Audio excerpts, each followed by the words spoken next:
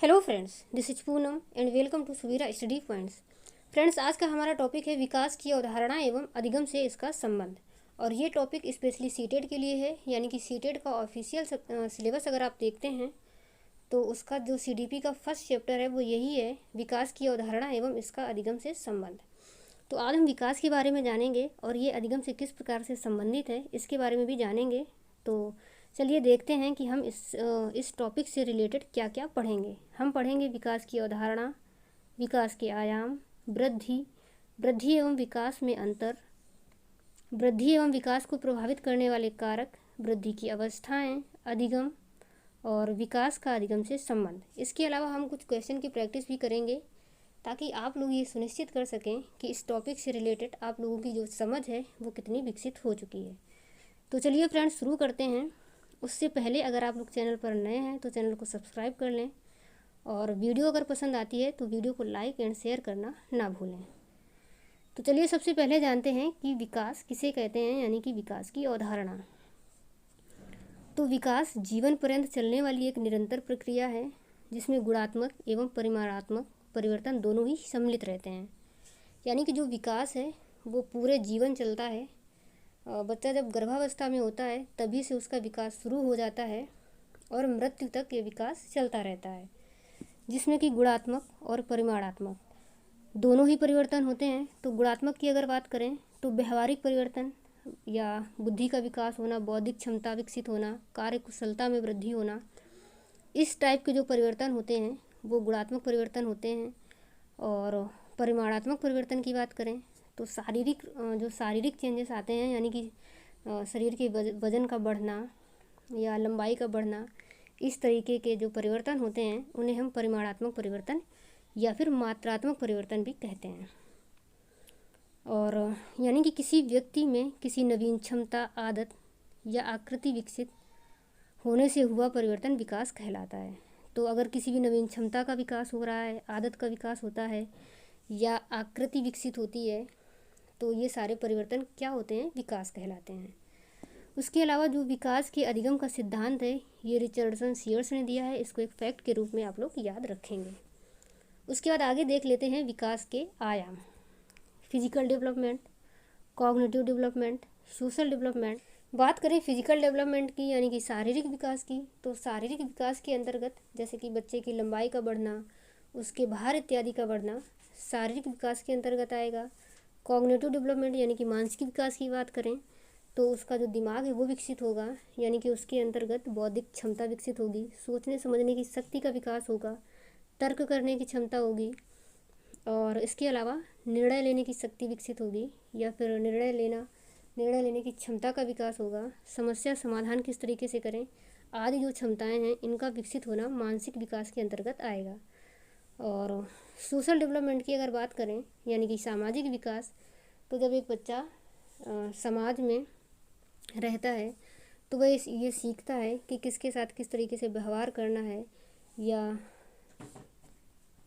उसके अंदर कई सारी सामाजिक चीज़ों का विकास होता है, जैसे दूसरों का सम्मान करना या दूसरों के साथ अच्छा व्यवहार करना। इस तरीके का जो विकास होता है वो सामाजिक डेवलपमेंट के अंतर्गत आता है। इमोशनल डेवलपमेंट की अगर हम बात करते हैं, इमोशनल डेवलपमेंट यानी कि सामवेगिक विकास, तो उसके अंतर्गत संवेगों का विकास होना, जैसे कि भय, क्रोध, घृणा, आश्चर्य, ये सभी क्या हैं, संवेग हैं। तो जब उसके अंदर संवेगों का विकास होता है तो उसे हम सामवेगिक विकास या इमोशनल डेवलपमेंट कहेंगे। लैंग्वेज डेवलपमेंट यानी कि भाषा का विकास, तो जब बच्चे में भाषा का विकास हो जाता है तो वह अपने मन के विचारों को, भावों को दूसरों तक पहुंचाने के लिए भाषा के माध्यम से ही पहुंचाता है। तो इस तरीके के विकास को हम भाषाई विकास या लैंग्वेज डेवलपमेंट कहेंगे। उसके बाद अगर हम बात करें वृद्धि की, तो शारीरिक संरचना का विकास, तो जो भी शारीरिक चेंजेस आते हैं या फिर शरीर में जो भी परिवर्तन आते हैं, जैसे कि शरीर की लंबाई का बढ़ना, भार का बढ़ना या फिर अन्य अंगों का विकास होना, इसको हम वृद्धि के अंतर्गत ही रखते हैं। इसके अलावा हम देख लेते हैं कि वृद्धि और विकास में क्या अंतर है। तो वृद्धि एक निश्चित समय तक चलती है, जबकि जो विकास है वो जीवन पर्यंत चलता रहता है। यानी कि वृद्धि एक निश्चित आयु सीमा तक ही चलती रहती है, उसके बाद वृद्धि रुक जाती है, जबकि जो विकास है वो जीवन पर्यंत चलता रहता है। वृद्धि मात्रात्मक होती है, यानी कि क्योंकि जो लंबाई, वजन, भार में वृद्धि होती है उसको हम मात्रा के रूप में माप सकते हैं, तो वृद्धि मात्रात्मक होती है, जबकि विकास है वो मात्रात्मक और गुणात्मक दोनों ही होता है। वृद्धि का क्षेत्र सीमित है, जबकि विकास का क्षेत्र बहुत ही विस्तृत है। क्योंकि जो वृद्धि होती है वो एक निश्चित समय तक ही होती है, उसके बाद रुक जाती है, जबकि विकास जीवन पर्यंत चलता है, तो इसका क्षेत्र सीमित है और ये विकास जो होता है ये बहुत ही व्यापक रूप में होता है। वृद्धि का मापन संभव है, और जबकि जो विकास का मापन संभव नहीं होता, और वृद्धि मूर्त रूप से होती है एंड विकास अमूर्त रूप से। उसके बाद हम देख लेते हैं कि वृद्धि तथा विकास को प्रभावित करने वाले कारक। तो कारकों में देखेंगे पोषण, वंशानुगत, लिंग, वातावरण, शारीरिक क्रियाएं।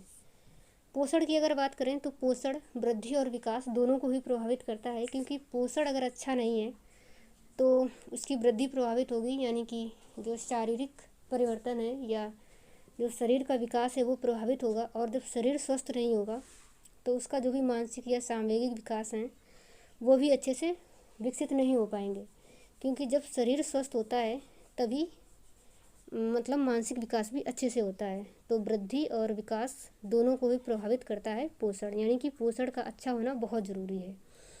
वंशानुगत की अगर बात करें तो वंशानुगत यानी कि जो भी आनुवंशिक गुण हैं एक बच्चे को अपने पूर्वजों से मिलते हैं। कहने का मतलब ये है कि जो भी आनुवंशिक गुण बच्चों को माता पिता से मिलते हैं, गुण या अवगुण जो भी होते हैं, उनका प्रभाव स्पष्ट रूप से बच्चों की वृद्धि और विकास दोनों पर ही पड़ता है। वृद्धि की अगर बात करें, अगर माता पिता की हाइट अच्छी है यानी कि ज़्यादा है तो बच्चे भी उसी हाइट में होते हैं। अगर उनकी हाइट थोड़ी कम है तो बच्चे भी थोड़े कम हाइट के ही होते हैं। और बुद्धि भी उसी टाइप की होती है, जैसे कि माता पिता या पूर्वजों की बुद्धि रही होती है वैसी भी बौद्धिक क्षमता बच्चों की भी होती है। और लिंग की बात करें तो लिंग भी सामान्यतः वृद्धि और विकास दोनों को ही प्रभावित करता है, क्योंकि सामान्यतः ऐसा देखा जाता है कि किसी अवस्था में जो लड़कियां हैं उनकी वृद्धि बहुत तीव्र गति से होती है, जबकि किसी अवस्था में जो लड़के होते हैं उनका तीव्र गति से विकास होता है। उसके अलावा वातावरण की बात करें तो वातावरण भी वृद्धि और विकास दोनों को ही प्रभावित करता है, यानी कि मतलब आनुवंशिक गुणों के साथ साथ वातावरण भी प्रभावित करता है, क्योंकि बौद्धिक क्षमता अगर अच्छी भी है और अगर उसे वातावरण अच्छा नहीं मिलता है तो फिर वो बौद्धिक क्षमता मतलब गलत डायरेक्शन में भी जा सकती है। इस तरीके से जो वातावरण है वो भी वृद्धि और विकास दोनों को प्रभावित करता है। शारीरिक क्रियाओं की अगर बात करें तो शारीरिक क्रियाएं भी वृद्धि और विकास दोनों को प्रभावित करती हैं, क्योंकि मतलब एक स्वस्थ शरीर के लिए व्यायाम वगैरह ज़रूरी होता है। तो इस तरीके से जो शारीरिक क्रियाएं हैं यानी कि व्यायाम वगैरह करना या खुद को एक्टिव रखना, ये सारी चीज़ें वृद्धि और विकास दोनों को ही प्रभावित करती हैं। तो ये सारे कारक हो गए जो कि वृद्धि और विकास को प्रभावित करने वाले कारक हैं। उसके आगे हम बात करते हैं वृद्धि की अवस्थाएं। शैशवकाल और बाल्यकाल, किशोरावस्था, युवा प्रौढ़ावस्था, परिपक्व प्रौढ़ावस्था, वृद्धावस्था। इसमें जो बाल्यकाल है इसे दो भागों में डिवाइड किया गया है, पूर्व बाल्यकाल और उत्तर बाल्यकाल। शैशवकाल की अगर बात करें तो जो शैशवकाल है ये जन्म से 2 वर्ष तक का टाइम पीरियड होता है, और इस समय में जो शारीरिक और मानसिक विकास है वो बहुत ही तेज़ी से होता है। और क्योंकि ये टाइम पीरियड 0 से 2 वर्ष तक का है तो इस टाइम जो एक बालक होता है वो सामान्यतः माता पिता पर ही निर्भर रहता है, और इसी अवस्था में शारीरिक विकास, इसके अलावा संवेगात्मक विकास भी बहुत ही तीव्र गति से होता है, यानी कि इस अवस्था में जो सीखने की क्षमता है वो बहुत तीव्र गति से होती है। बाल्यकाल की अगर बात करें तो पूर्व बाल्यकाल का जो टाइम पीरियड होता है वो 2 से 6 वर्ष, और उत्तर बाल्यकाल होता है 6 से 12 वर्ष का। तो पूर्व बाल्यकाल की अवस्था में मतलब जो 2 से 6 वर्ष टाइम पीरियड होता है पूर्व बाल्यकाल, इस अवस्था में एक जो बालक होता है उसमें दोहराने की प्रवृत्ति या अनुकरण करने की प्रवृत्ति बहुत ज़्यादा पाई जाती है, और यही अवस्था होती है जो कि भाषा सीखने की सर्वोत्तम अवस्था होती है। तो ये भी याद रखेंगे कि भाषा सीखने की सर्वोत्तम अवस्था पूर्व बाल्यकाल है, और अनुकरण करने की प्रवृत्ति इसी अवस्था में सबसे ज़्यादा पाई जाती है। उत्तर बाल्यकाल की अगर बात करें तो 6 से 12 वर्ष तक की अवस्था को हम उत्तर बाल्यकाल कहते हैं। और इस टाइम मतलब जो है वो सामाजिक विकास बहुत ज़्यादा होता है, क्योंकि जब बच्चा 6 साल का हो जाता है तो उसके बाद स्कूल जाना प्रारंभ करता है, यानी कि पहली बार स्कूल में बहुत सारे बच्चों से मिलता है, टीचर्स के संपर्क में आता है, एक तरीके से कह सकते हैं कि समाज के संपर्क में आता है। तो जब वह समाज के संपर्क में आएगा तो सामाजिक विकास होगा। तो उत्तर बाल्यकाल की अवस्था में सामाजिक विकास बहुत ज़्यादा होता है, तीव्र रूप से होता है और एक कह सकते हैं व्यापक रूप से होता है। और इसी अवस्था में घूमने की भी प्रवृत्ति पाई जाती है, क्योंकि पहली बार बच्चा घर से बाहर निकलता है, नई नई चीज़ों को देखता है, दुनिया देखता है, एक तरीके से कह सकते हैं। तो उसके अंदर घूमने की प्रवृत्ति होती है, यानी कि उसे लगता है मैं ये भी देखूं, वो भी देखूं, यहाँ जाऊं, वहाँ जाऊं, ये सारी चीज़ें। बात करें अगर किशोरावस्था की, तो किशोरावस्था का जो टाइम पीरियड होता है वो 12 से 18 वर्ष के बीच की अवस्था को किशोरावस्था कहते हैं। और ये बहुत ही जटिल अवस्था मानी जाती है, क्योंकि इस टाइम बहुत ही ज़्यादा शारीरिक चेंजेस देखने को मिलते हैं बच्चों में।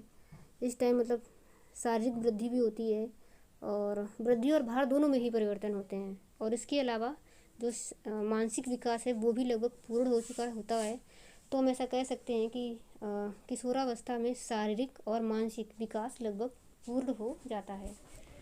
और इसके अलावा मतलब इस टाइम में जो बालक होते हैं वो बहुत ही विद्रोही प्रवृत्ति के हो जाते हैं, और समूह भावना उग्र हो जाती है, यानी कि जो दोस्ती होती है उनकी वो बहुत ही उग्र हो जाती है।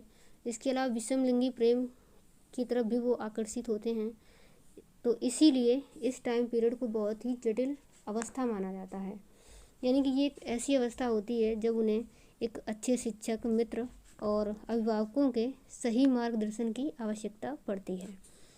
इसके अलावा युवा प्रौढ़ावस्था की अगर हम बात करें तो सामान्यतः 18 वर्ष के बाद का जो टाइम पीरियड होता है उसे हम युवा प्रौढ़ावस्था कह सकते हैं। वैसे इसका कोई निश्चित टाइम पीरियड नहीं, फिर भी 18 से लगभग 40-45 साल का हम मान सकते हैं। तो ये एक ऐसी अवस्था होती है जब जो है मनुष्य थोड़ा परिपक्व हो जाता है। उसके बाद परिपक्व प्रौढ़ावस्था, तो 40-45 साल के बाद का जो टाइम पीरियड होता है लगभग 60-65 साल, उसे हम परिपक्व प्रौढ़ावस्था कह सकते हैं। इस टाइम शारीरिक विकास में गिरावट आने लगती है, बालों का सफ़ेद होना, इस टाइप के जो भी चेंजेस हैं वो परिपक्व प्रौढ़ावस्था के अंतर्गत देखने को मिलते हैं। और उसके बाद का जो टाइम पीरियड आता है वही लगभग 60-65 साल से बाद का, उसे हम वृद्ध प्रौढ़ावस्था कह सकते हैं। तो इस टाइम शारीरिक क्षमता जो है वो बिल्कुल ही कमज़ोर हो जाती है, और मतलब जो व्यक्ति होता है वो सामाजिक, धार्मिक आदि कार्यक्रमों की तरफ ज़्यादा उसका जो है रुझान हो जाता है। तो ये सारी वृद्धि की अवस्थाएं हो गई, किस तरीके से शैशवावस्था से लेकर वृद्धावस्था तक। उसके बाद आगे देख लेते हैं अधिगम। अधिगम एक प्रक्रिया है जो जीवन पर्यंत चलती है। अधिगम का मतलब है सीखना, यानी कि सीखते भी हम जीवन भर हैं, तो अधिगम भी जीवन पर्यंत चलता है। और अधिगम व्यक्तित्व के सर्वांगीण विकास में सहायक होता है। इसके द्वारा जीवन के लक्ष्यों को प्राप्त करने में सहायता मिलती है, यानी कि जब हम जीवन में सीखते हैं कुछ ना कुछ, तो जब हम कुछ सीखेंगे तो हमारा विकास होगा। तो हम जब सीखते रहते हैं तो हमारा विकास भी होता रहता है, और जैसे जैसे हम कुछ सीखते हैं तो उसी के अकॉर्डिंग हम अपने लक्ष्यों को भी प्राप्त करते हैं। यानी कि जब हम कुछ सीखेंगे तो कुछ ना कुछ लक्ष्य बनाएंगे और अपने लक्ष्यों को प्राप्त करेंगे। उसके बाद देखते हैं विकास का अधिगम से संबंध। तो विकास के विभिन्न पहलुओं का अधिगम से घनिष्ठ संबंध है, यानी कि जो विकास है वो अधिगम से घनिष्ठ रूप से संबंधित है। जैसे कि मानसिक एवं सामाजिक विकास। तो जब हमारा जो मानसिक विकास अच्छे से होता है तो हम अच्छे से सीखते हैं, हमारा अधिगम भी अच्छा होता है। सामाजिक विकास अगर अच्छा है तो भी अधिगम अच्छा होगा, यानी कि हम अच्छी अच्छी चीज़ें सीखेंगे। यानी कि जैसा हमारा समाज होगा, अगर अच्छा समाज है तो हम अच्छी चीज़ें सीखेंगे। और हमारा मानसिक विकास अच्छा है, यानी कि दिमाग सही है, तो भी हम ज़्यादा से ज़्यादा चीज़ें सीख पाएंगे। भाषाई विकास की अगर बात करें तो भाषाई विकास का भी अधिगम पर प्रभाव पड़ता है, क्योंकि अगर भाषा ही विकसित नहीं है तो हमें कोई चीज़ें सीखने में थोड़ी कठिनाई होगी। तो भाषाई विकास भी अधिगम से संबंधित है। अमूर्त सोच का विकास, अमूर्त सोच का जो विकास है वो भी अधिगम से संबंधित है, क्योंकि जब एक बच्चे में अमूर्त सोच विकसित हो जाती है तो उसे कोई भी चीज़ सिखाने में ज़्यादा समस्या नहीं आती, क्योंकि अगर हम उसे कोई भी चीज़ सिखा रहे हैं तो वह कल्पना करके उस चीज़ को सीख लेता है। अगर अमूर्त सोच विकसित नहीं हुई है तो उसे मूर्त रूप से दिखाना पड़ेगा, तभी वह सीख पाएगा। तो इसलिए अमूर्त सोच का विकसित होना भी अधिगम से संबंधित है। संज्ञानात्मक विकास यानी कि उसकी बौद्धिक क्षमता का विकसित होना। तो जब बौद्धिक क्षमता विकसित हो जाएगी तो भी उसका अधिगम अच्छे से हो जाएगा। उसके बाद हम कुछ क्वेश्चन की प्रैक्टिस करेंगे। तो पहला प्रश्न है, कौन सी पाठचर्या सर्वाधिक उपयुक्त होगी? बालक के शारीरिक मानसिक विकास के अंतर संबंधों के अनुकूल, देश की सभ्यता संस्कृति के अनुकूल, बालक के शारीरिक एवं सामाजिक विकास के अंतर संबंधों के अनुकूल, या फिर उपयुक्त में से कोई नहीं। तो इसके लिए ऑप्शन हमारा ए नंबर सही हो जाएगा, क्योंकि हम उसके शारीरिक व मानसिक विकास को ध्यान में रखते हुए ही कोई पाठचर्या करवाएंगे। उसके बाद हमारा अगला क्वेश्चन है, निम्नलिखित में से कौन सा विकास छोटे बच्चों में मानसिक व संज्ञानात्मक विकास में सर्वाधिक मददगार होता है? तो जो छोटे बच्चे होते हैं उनमें मानसिक व संज्ञानात्मक विकास के लिए सर्वाधिक मददगार है शारीरिक विकास, क्योंकि जब तक शरीर स्वस्थ नहीं होगा तो उसका मानसिक और संज्ञानात्मक विकास भी अच्छे से नहीं होगा। जैसा कि अरस्तु का एक कथन भी है कि स्वस्थ शरीर में ही स्वस्थ मस्तिष्क का निवास होता है। तो शरीर का स्वस्थ होना सबसे ज़्यादा इम्पोर्टेंट है। उसके बाद अगला क्वेश्चन है, जब किशोर में किसी वस्तु, समस्या या परिस्थिति के लिए निजी स्तर पर निर्णय लेने की क्षमता का विकास परिपक्व होने लगता है तो इस विकास को कहते हैं भाषाई विकास, संज्ञानात्मक विकास, सामाजिक विकास, या फिर मनोगत्यात्मक विकास। तो जब किसी किशोर में वस्तु, समस्या या फिर परिस्थिति के लिए निजी स्तर पर निर्णय लेने की क्षमता का विकास परिपक्व होने लगता है तो उस विकास को हम कहते हैं संज्ञानात्मक विकास। संज्ञानात्मक विकास का मतलब है बौद्धिक क्षमता का विकसित होना, और जब बौद्धिक क्षमता अच्छे लेवल की हो जाएगी तभी वह उसमें निर्णय लेने की क्षमता का भी विकास होगा। तो ऑप्शन हमारा सेकेंड नंबर सही हो जाएगा। उसके बाद अगला क्वेश्चन, बालक का संवेगात्मक विकास निम्नलिखित में से किसे प्रभावित करता है?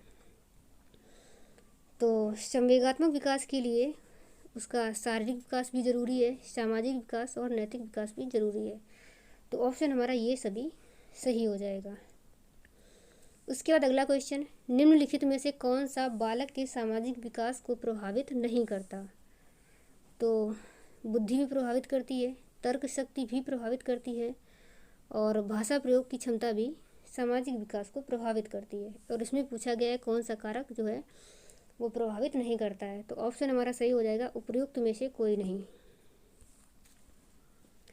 विकास के विभिन्न आयामों के संदर्भ में निम्नलिखित में से कौन सा कथन असत्य है?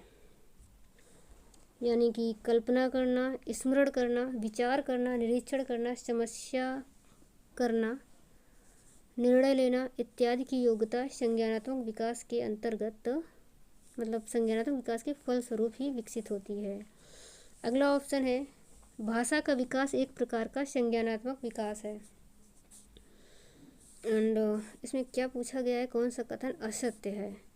हाँ, तो अगला वाला हमारा जो ऑप्शन है वो है, भाषाई विकास, संवेगात्मक, सामाजिक एवं चारित्रिक विकास विभिन्न आयु स्तरों में समान प्रकार से होता है। और अगला है, क्रियात्मक विकास का अर्थ होता है व्यक्ति की क्रियात्मक शक्तियों, क्षमताओं या फिर योग्यताओं का विकास। तो इसमें हमारा जो पहला है ये भी सही है, दूसरा भी सही है। इसमें तीसरे में बोल रहा है कि विभिन्न आयु स्तरों में समान प्रकार का होता है। तो जो विकास है वो विभिन्न आयु स्तरों में समान रूप से नहीं होता, ठीक है, मतलब अलग अलग आयु स्तर में अलग अलग रूप से होता है, समान रूप से विकास नहीं होता। तो ऑप्शन हमारा यही वाला सही हो जाएगा, क्योंकि इसमें गलत पूछा है तो यही गलत है, यानी कि ऑप्शन हमारा थर्ड नंबर सही हो जाएगा। उसके बाद अगला क्वेश्चन, आपकी कक्षा का एक छात्र राजू शारीरिक विकास की दृष्टि से काफ़ी पिछड़ा हुआ है। आपको विकास के निम्नलिखित में से किस आयाम में राजू के पिछड़ने की चिंता हो सकती है? तो संवेगात्मक विकास, बौद्धिक विकास और सामाजिक विकास। तो अगर वह शारीरिक दृष्टि से पिछड़ा है तो संवेगात्मक विकास को भी प्रभावित करेगा, बौद्धिक विकास को भी और सामाजिक विकास सभी को ही प्रभावित करेगा। तो इसके लिए ऑप्शन हमारा 4 नंबर सही हो जाएगा, यानी कि ये सभी। उसके बाद अगला क्वेश्चन देख लेते हैं। सभी बच्चों का स्वस्थ शारीरिक विकास सभी प्रकार के विकास की पहली शर्त है। इसके लिए किन मूल आवश्यकताओं पर ध्यान देना आवश्यक है? पौष्टिक आहार, शारीरिक व्यायाम, मनोवैज्ञानिक सामाजिक ज़रूरतें। तो किसी भी बच्चे के स्वस्थ शरीर के लिए पौष्टिक आहार भी ज़रूरी है, व्यायाम भी ज़रूरी है और मनोवैज्ञानिक सामाजिक ज़रूरतें भी ज़रूरी हैं। तो इसके लिए ऑप्शन हमारा 4th नंबर सही हो जाएगा, यानी कि ये सभी। उसके बाद अगला क्वेश्चन है, शिक्षण की विभिन्न विधियों के प्रयोग के लिए कौन सी अवस्था सर्वाधिक उपयुक्त है? तो शिक्षण की विभिन्न विधियों के लिए सबसे जो उपयुक्त अवस्था है वो है बाल्यावस्था, क्योंकि बाल्यावस्था ही ऐसी अवस्था होती है जब बालक एकदम से घर से बाहर निकलता है, स्कूल जाता है और बहुत सी नई नई चीज़ों को देखता है। तो उसी टाइम कई सारी विभिन्न विधियों का प्रयोग उसके लिए काफ़ी उपयुक्त होता है, क्योंकि बाद में तो फिर धीरे धीरे कई सारी चीज़ें सीख जाता है तो बहुत सारी विधियों की फिर ज़रूरत पड़ती नहीं है। तो ऑप्शन हमारा ए नंबर यानी कि 1st नंबर सही हो जाएगा। उसके बाद अगला क्वेश्चन, इस अवस्था में बालकों में नई खोज करने की और घूमने की प्रवृत्ति बहुत अधिक बढ़ जाती है। तो वह कौन सी अवस्था है? शैशवावस्था, उत्तर बाल्यकाल, किशोरावस्था या फिर प्रौढ़ावस्था। तो अभी मैंने बताया था कि जो उत्तर बाल्यकाल होता है, इस टाइम बच्चा स्कूल जाता है और बहुत सारी चीज़ों को देखता है, तभी उसमें घूमने की प्रवृत्ति भी बढ़ जाती है और नई खोज करने की, यानी कि वह नई नई चीज़ों को देखता है और वह नई नई चीज़ों को जानने की भी कोशिश करता है। तो ऑप्शन हमारा 2nd नंबर सही हो जाएगा। उसके बाद अगला क्वेश्चन है, किशोरों की सबसे नाजुक एवं संवेदनशील समस्या क्या होती है? व्यवसाय संबंधी समस्या, यौन संबंधी समस्या, समायोजन संबंधी समस्या या फिर प्रश्नाभ्यास संबंधी समस्या। तो सबसे नाजुक एवं संवेदनशील जो समस्या होती है किशोरों के लिए वो होती है यौन संबंधी समस्या। तो फ्रेंड्स, आज की वीडियो में इतना ही और मैं आशा करती हूँ कि आप लोगों को अच्छे से समझ में आया होगा। एंड अब आगे मिलेंगे अन्य किसी वीडियो के साथ, तब तक के लिए बाय बाय, टेक केयर।